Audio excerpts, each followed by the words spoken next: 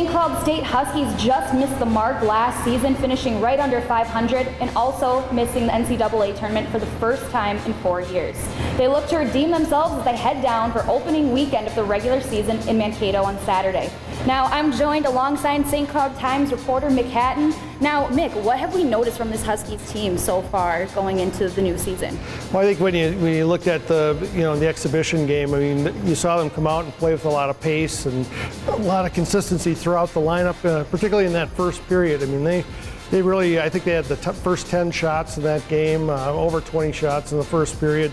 I think that's the type of team that they're going to be. I think they've got more scoring depth than they've had maybe in past seasons. I think lines 1 through 4 have a chance to score goals, which has not always been the case. So that's going to be big. They've got a good core defensemen that are back and a goalie who was their starter at the second half of last season. So I think they're excited about what they have coming back and excited by their freshman class as well. And head coach Bob Motzko said the team was knocking on the door all of last year, and I think a large part of that was to do with the goaltending depth. Charlie Lindgren left and went to the NHL, and Jeff Smith and also Zach Driscoll, they came in as freshmen, and so that kind of put stress on both of them. But now that Zach Driscoll left and went back to the USHL, what is the goaltending situation looking like this year? Well, I think Jeff Smith goes in as the number one. He started, I think, the last 21 games last season. Really kind of got better as the season went on, and they were happy with kind of his development in the second half. He's a junior this season. I think you always like to have an upperclassman be your starting goalie. And then looking at behind him, I guess David Renack is kind of the new goalie.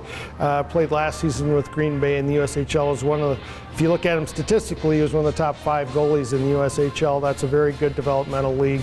He has also played with the Slovakian national team at the U20 and U18 level. The St. Cloud State freshman class of 2015, we've been hearing so much about them, and we know how much expectation was put on them as soon as they got in the door. And we kind of saw that they showed no signs of slowing down in that exhibition game. Robbie Jackson had a goal, as well as Patrick Newell. What can we kind of expect from them this season? The guys that are sophomores, sophomores and juniors this season are, Jackson and Newell are guys that I think need to kind of step up and maybe take another step offensively. I think they had good offensive seasons. They need those guys to kind of take things up another level.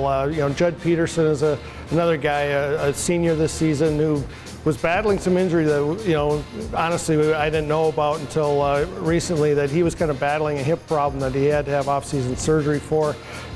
So some of those guys, Blake Winicky, another senior, guy who had a good season last season, but I think they're hoping that those guys maybe take another step up.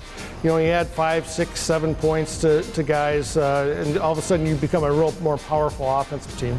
Something I really wanted to touch base on was this year's defensive core that we have in Jack Ashawn, John Lazat, Will Borgen, and Jimmy Schultz. They're said to be the best that the program has ever had. Talk a little bit about that. Yeah, in terms of a top 4, I mean, they've had some really good defensemen here in the last 12 years under Bob Motzko. You think of Nick Jensen and Ethan Preivew being All-Americans, and Garrett Raboyne was an all-conference guy in the WCHA. I mean, those 3 guys kind of quickly come to mind as high-end defensive players. But when you're talking to 1 to 4, Coach Motzko says, these 4 guys are as good as anybody that they've had. Will Borgen is a Buffalo Sabres draft pick, a guy who's going to play physical, and he plays right on the edge all the time. But a guy who also has a lot of quickness, and is able to kind of move the puck real quickly. Jimmy Schultz, a good two-way player, a guy who can play physical and can also shoot the puck a great deal. John Lazat was a guy that really kind of came on second half of last season, and Bob Motzko said that he thought that in that playoff series against North Dakota, he might have been their best defenseman, and that's saying something. And then, of course, Jack Ashawn had the great rookie season. Not only are the upperclassmen looking to be very skillful on the ice, but so is their freshman class. St. Cloud State recruited 4 forwards, 2 defensemen, and then a new goaltender. Tell me a little bit about what we can expect from them. With Blake Lazat is a guy that should not be surprising people. I guess if you follow a little bit of junior hockey, he was second in the USHL last year in scoring, second in points and assists, and a guy that has really worked on shooting the puck a little bit more. And 3 goals in your first first game, and he made a couple of nice shots too. Easton Brodzinski, much like his brother Johnny, who played here, can really shoot the puck. You know, I was impressed by him in the exhibition game with actually his ice awareness and his ability to actually make plays besides just standing there and shooting the puck. Let's take a look at Mankato since they have the matchup coming up this weekend. Mankato's a team that's picked I think they're the favorites to win the WCHA this season. A team that swept St. Cloud State down in Mankato last season. So, you know, they showed last season what they're capable of. There's a lot to like about the Mavericks going into this season. Now, who do you think is going to take it this weekend?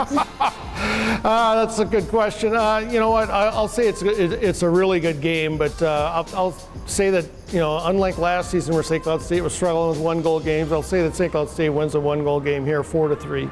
Got to stay loyal to the team you cover, am I right? Well, we'll see. That's just kind of my gut feeling. I mean, we'll see. I mean, maybe we'll see if I'm right or wrong. But all right. Well, thank you so much for your time, Mick. For those of you at home that are hoping to tune into the game, you can see it on Mankato State Sports Network, and puck drop is set for 7:07.